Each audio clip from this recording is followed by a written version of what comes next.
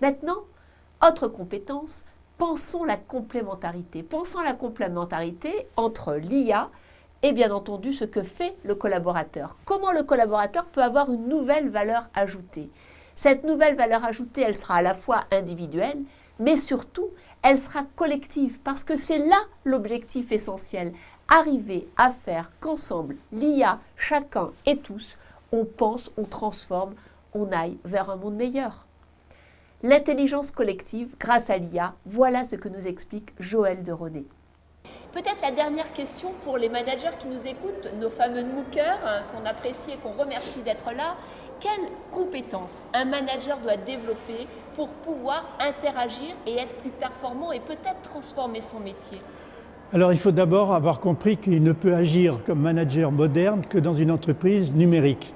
Je ne dis pas qu'elle doit être entièrement digitale comme les startups digitales, mais utiliser le numérique à tous les niveaux de la société, de haut en bas, de bas en haut, entre les salariés, avec les clients, etc. C'est ce qu'on appelle l'entreprise digitale moderne. Dans ce domaine-là, le manager moderne doit favoriser la transversalité des rapports, pas les rapports de force, mais les rapports de flux, les échanges d'informations, le fait que chacun ait plus avec l'intelligence des autres.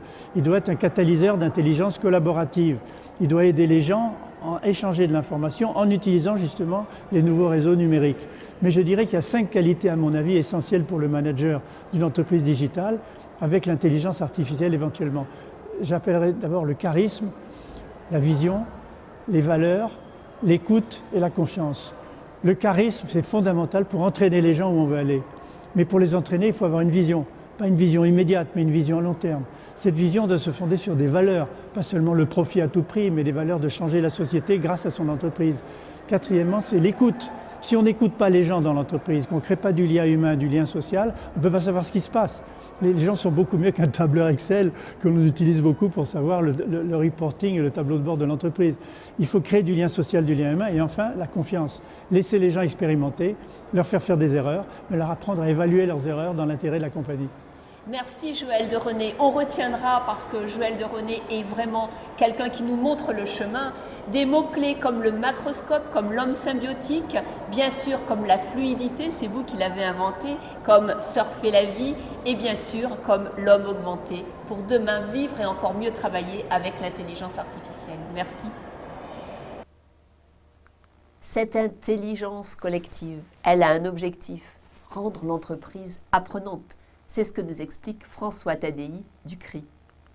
Les apprentissages de créativité, qu'est-ce que vous avez envie de dire à ces managers, à ces MOOCers qui sont là, qui nous écoutent et qui veulent essayer de progresser pour ne pas que demain, leur travail soit fait par une IA? Quelles compétences ils doivent développer? Mon intuition, c'est que les intelligences des machines sont telles qu'on a intérêt à travailler sur l'intelligence collective des hommes. Donc je pense qu'un bon manager, c'est probablement quelqu'un qui sait mobiliser l'intelligence collective des humains avec lesquels il travaille. Peut-être que demain, il devra ajouter cette dimension de l'intelligence artificielle à ce collectif. Et un peu comme aux échecs, aux échecs, pour revenir sur cet exemple, l'homme plus la machine bat la machine seule qui bat l'homme seul. Mais ce n'est pas n'importe quel homme avec n'importe quelle machine, c'est l'homme qui sait le mieux quand faire confiance à la machine et quand faire confiance à son intuition humaine. Donc on a besoin de ces capacités-là, mais c'est déjà le cas au sein d'une équipe. Il y a tout un tas de formes d'intelligence dans une équipe. Il faut savoir comment les organiser pour tirer le meilleur du collectif.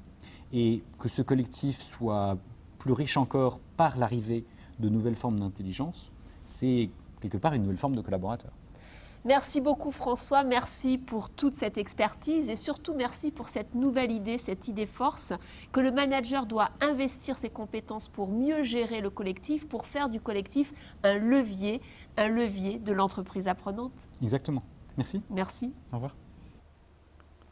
En conclusion, que retenir? Retenir qu'il y a 2 types de compétences que le manager doit acquérir. Tout d'abord, des compétences d'interaction avec les machines, qui sont au nombre de 3, créer des systèmes informant, fournisseurs de data, éduquer et apprendre des IA et contrôler les IA.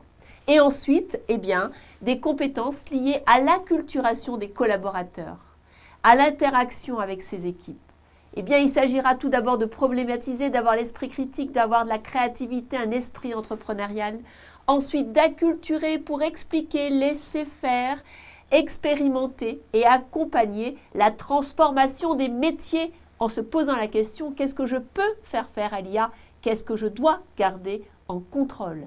Et enfin, penser la complémentarité avec bien entendu des outils, mais aussi avec cette question essentielle, comment faire que l'IA me permette d'être plus performant à titre individuel, collectif et organisationnel pour aller vers l'entreprise apprenante.